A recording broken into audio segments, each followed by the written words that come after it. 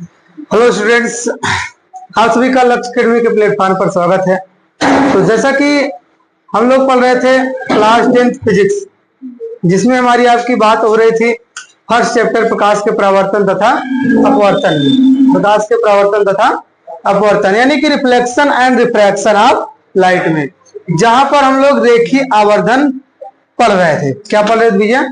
रेखीय आवर्धन, linear magnification क्या होता है, उसका प्रूफ जो है हमको आपको पढ़ना है। ठीक, तो एक बार क्विकली रिवाइज करते हैं।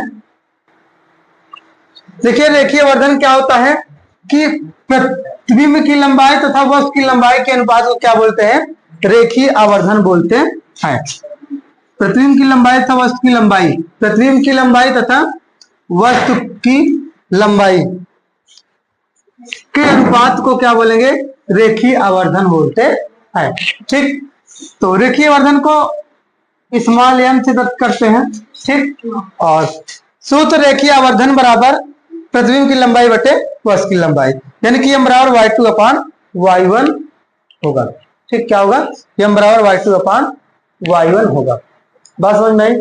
तो अब देखो, इसमें जैसे प्रतिबिंब की लंबाई अगर वास्तविक बन रही तो निगेटिव ही होगी, तो इन जनरल हम लोग क्या करेंगे, यहाँ पर माइनस ही लगा करके चलेंगे। ठीक, क्या करेंगे? माइनस ही लगा कर चलेंगे। तो अब ध्यान से थोड़ा देखिएगा, इसका प्रूफ कैसे हमको आपको करना है, कैसे प्रूफ करना है, इसको थोड़ा ध्यान से देखना है। ठीक,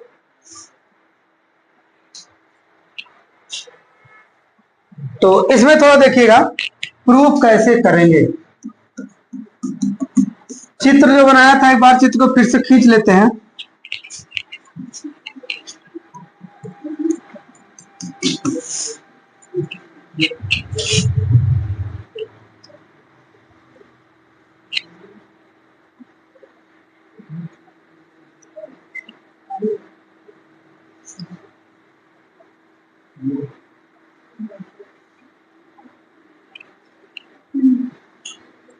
जैसे यहां पर चित्र बनाया था ऐसे ही चित्र बनाना है। ठीक,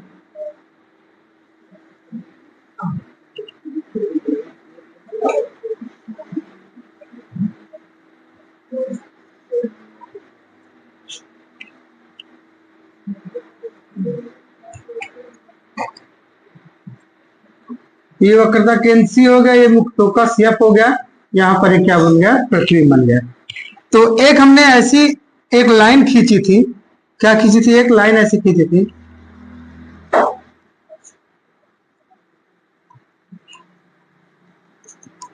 ठीक, तो यहां पर क्या हुआ था, अगर आप ध्यान थोड़ा समझें, ये क्या है? ए है, ये बी है, ये ए डैश है, ये क्या है? बी डैश, यहां पर पी है। ठीक, तो अगर आप थोड़ा दिमाग लगाएं तो यहां पर पहली बात थोड़ा सा डिनोट कर लेते हैं सब चीजें। तो ये क्या है? यहां से यहां तक क्या है? माइनस यू है। ठीक, यहां ओ कर देते हैं पॉइंट्स, और यहां से यहां तक क्या है? माइनस आर है। हालांकि इससे मतलब है नहीं, लेकिन फिर भी दिखा देगा। ये क्या है? माइनस का v है, और ये वस्तु की लंबाई तो y1, प्रतिबिंब की लंबाई y2 नीचे है तो निगेटिव में रहेगी।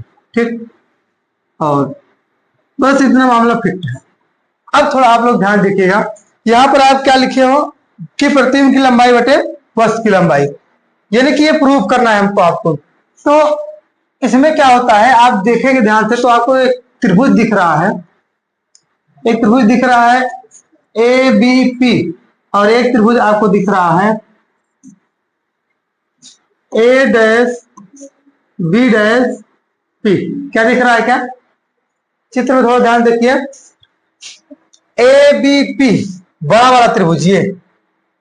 ठीक, और एक त्रिभुज आपको दिख रहा है ए डैश बी डैश पी, ये वाला, ये एक सेकंड, ये वाला, ये एक त्रिभुज ये वाला। ठीक, और एक त्रिभुज कौन सा कह रहे हैं हम? ये वाला कह रहे हैं।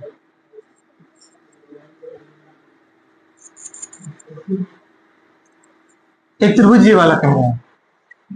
ठीक, तो इसमें अगर ध्यान देखो, ये वाला जैसे है वैसे तो ये भी वाला है।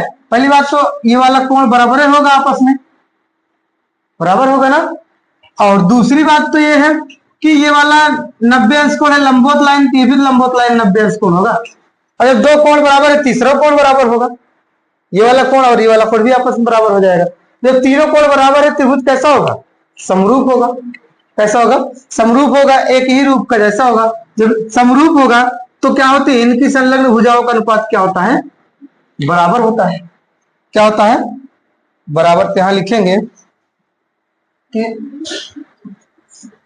त्रिभुज APB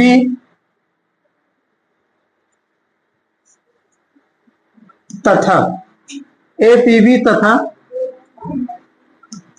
A', B' समरूप है। क्या है? समरूप है। क्यों? क्योंकि इनके क्या है? सभी कोण आपस में बराबर हैं। कि दिखा दें, ऐसा लिख देते हैं ना। कौन सा? अगर हम बात करें, ध्यान देखो, कोण APB, कोण यहां लिखना क्योंकि कोण APB बराबर इस वाले त्रिभुज का कोण A', P',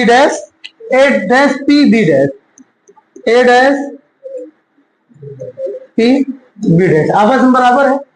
ध्यान देखो, आपस में क्या ये बराबर है। ठीक, ये कोण क्या है? बराबर है। कौन सा भैया? कोण APB और कोण दूसरे वाले का A', P', दो कोण बराबर हुए। और एक कोण ये ABP, कोण ABP बराबर है किसके? कोण A', कोण A', ठीक। जिस कोण की बात करते हैं उसको बीच में रखते हैं, पता है ना इतना। तो इसीलिए क्या कर रहे हैं यहाँ? B' को बीच में रखे और यहाँ पर B को बीच में रखे। ये क्यों है? क्योंकि ये क्या है भैया? समकोण है। ठीक, और यहाँ क्या है? ये परावर्तन की तरह है। क्या है? परावर्तन की तरह। यहाँ लिखने की विशेष जरूरत ही नहीं। और जब दो कोण बराबर हैं, जब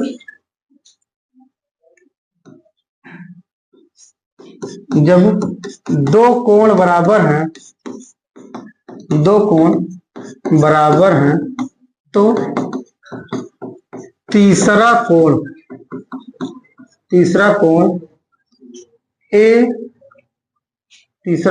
कौन सा? ये वाला BAP, कोण BAP बराबर इसमें का कौन सा? ये वाला B',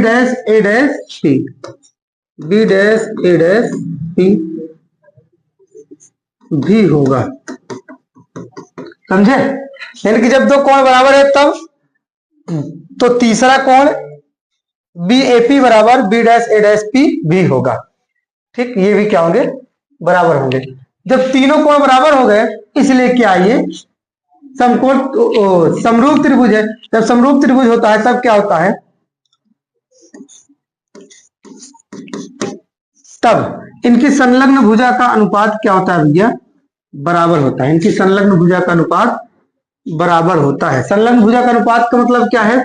कि इसमें AB/A', B' ये संलग्न भुजा, ये लंब वाली है और ये लंब वाली है। ठीक, तो AB/A', B'। फिर उसके बाद BP या PV लिखेंगे। क्या? PB/PB'। ठीक, क्या? PB'। क्लियर? किसी कोई दिक्कत नहीं? क्यों? क्योंकि यहां आप लिख सकते हो, ये क्या है? ये लंब बटे उसमें का लंब बराबर इसमें का आधार बटे आधार, ठीक, बराबर होगा। ठीक, किसी कोई दिक्कत नहीं, बराबर कर्ण बटे कर्ण भी लिख सकते हैं, कोई दिक्कत नहीं होगी। तो अब जब इतना हो गया भैया, तो ए बी क्या है,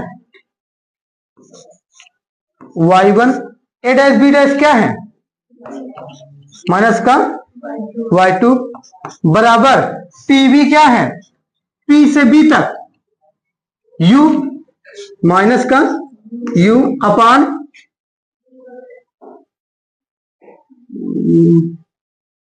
माइनस का u अपान में B P dash, P B dash क्या है,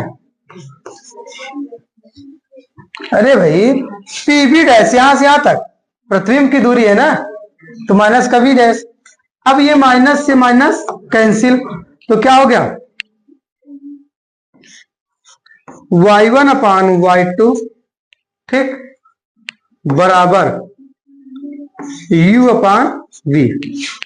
अब इसको जब पलट देते हैं तो ये क्या हो जाता है, y2 अपान y1 बराबर v अपान, लेकिन यहां माइनस है, ठीक, v अपान u। इसको पलट देते हैं, नीचे वाला ऊपर, ऊपर वाला नीचे, तो ये क्या है, माइनस है। यही क्या होता है, इसका प्रूफ होता है, और ये देखिए आवर्धन के बराबर होता है। तो यम बराबर y2 अपान y1 बराबर, चाहे माइनस इसमें लगाएं चाहे माइनस इसमें लगाएं, कोई दिक्कत नहीं,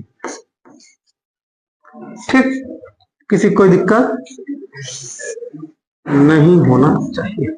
ये क्या हो गया, प्रूफ।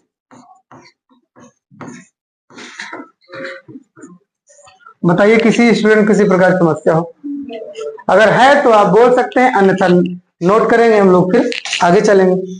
ठीक, कोई दिक्कत हो बोलो। ये क्या है, ये प्रतिबिंब की लंबाई ऊपर, वस्तु की लंबाई नीचे ना, प्रतिबिंब की लंबाई और वस्तु की लंबाई के अनुपात को क्या बोलते हैं, रेखीय आवर्धन। ये इसके बराबर भी होता है माइनस का v अपान यू के। ये क्या है, नीचे वाला u है, नीचे वाला क्या है, u, ठीक, माइनस के v अपान यू। तो ये प्रूफ होता है, और इस पर सवालें बहुत सारी हैं, हम लोग सवालों को लगाएंगे। तो इसको आप लोग क्या करना है, नोट करना है। अगला टॉपिक हमारा क्या है, दर्पणों की पहचान है और दर्पणों का उपयोग है, यही है। फिर उसके बाद जो है गोलीय दर्पण खत्म, यानी कि प्रकाश का परावर्तन वाला कॉन्सेप्ट खत्म, फिर आ जाएगा प्रकाश का अपवर्तन। बात समझ में आई? तो बस ज्यादा नहीं करेंगे, आज इतना ही बहुत है। तो बस आज के लिए इतना काफी, मिलेंगे नेक्स्ट क्लास में, तब तक के लिए जय हिंद जय भारत।